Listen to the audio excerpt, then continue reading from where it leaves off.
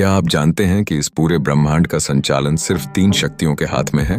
3 ऐसी दिव्य शक्तियां जिनके बिना सृष्टि का अस्तित्व ही असंभव है। ब्रह्मा, सृष्टि के रचयिता, विष्णु, पालनकर्ता और महेश यानी शिव, संहारकर्ता। इन्हें ही कहा जाता है त्रिदेव। लेकिन क्या त्रिदेव वास्तव में 3 अलग अलग शक्तियां हैं या एक ही शक्ति के 3 रूप? आइए जानते हैं इनके पीछे छिपे अद्भुत रहस्य को। कहा जाता है कि सृष्टि की शुरुआत से पहले केवल असीम अंधकार और जल था।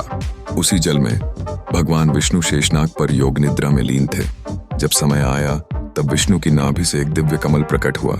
उस कमल के अंदर जन्म हुआ ब्रह्मा जी का। ब्रह्मा को सृष्टि रचना का कार्य सौंपा गया।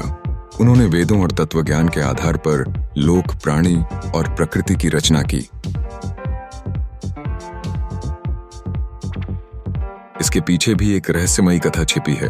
जब ब्रह्मा ने सृष्टि की रचना कर दी तो इस सृष्टि के पालन का उत्तरदायित्व भगवान विष्णु को सौंपा गया। विष्णु जी का कार्य है धर्म की रक्षा और अधर्म का विनाश।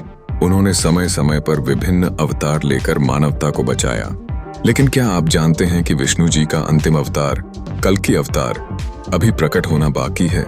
ऐसा कहा जाता है कि जब धरती पर अधर्म अपने चरम पर होगा तब भगवान कल्कि प्रकट होंगे और धर्म की स्थापना करेंगे। और जब सृष्टि अपने चरम पर पहुंच जाती है, जब अधर्म बढ़ने लगता है, तब प्रकट होते हैं भगवान शिव, संहारकर्ता। शिव जी न केवल संहार करते हैं बल्कि वे पुनर्जन्म का भी प्रतीक हैं। उनका तांडव नृत्य नाश और सृजन का प्रतीक है। शिव को भोलेनाथ कहा जाता है क्योंकि वे सरल हृदय और दयालु हैं। वे अपने भक्तों की पुकार सुनते हैं, चाहे वह रावण हो या भक्त प्रहलाद। हिंदू धर्म में कहा जाता है कि त्रिदेव वास्तव में एक ही पराशक्ति के 3 रूप हैं। ब्रह्मा सृष्टि की रचना करते हैं, विष्णु उसका पालन करते हैं और शिव संहार कर उसे पुनः सृजन के लिए तैयार करते हैं। यही चक्र निरंतर चलता रहता है। त्रिमूर्ति की ये अवधारणा हमें सिखाती है कि हर अंत एक नई शुरुआत है और हर नाश के बाद पुनर्जन्म होता है। त्रिदेव का यह सिद्धांत न केवल ब्रह्मांड के संचालन का प्रतीक है बल्कि यह हमारे जीवन का भी एक प्रतिबिंब है।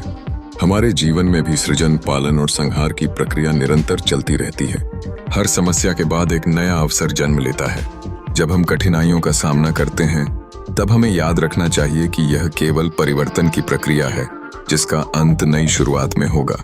त्रिदेव के रहस्यों को जानने के बाद क्या आप अब भी मानते हैं कि सृष्टि केवल संयोग है या फिर यह एक दिव्य योजना है?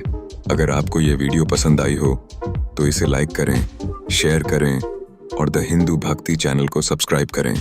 अपने विचार हमें कमेंट में जरूर बताएं। जय श्री हरि, जय भोलेनाथ, जय ब्रह्मदेव।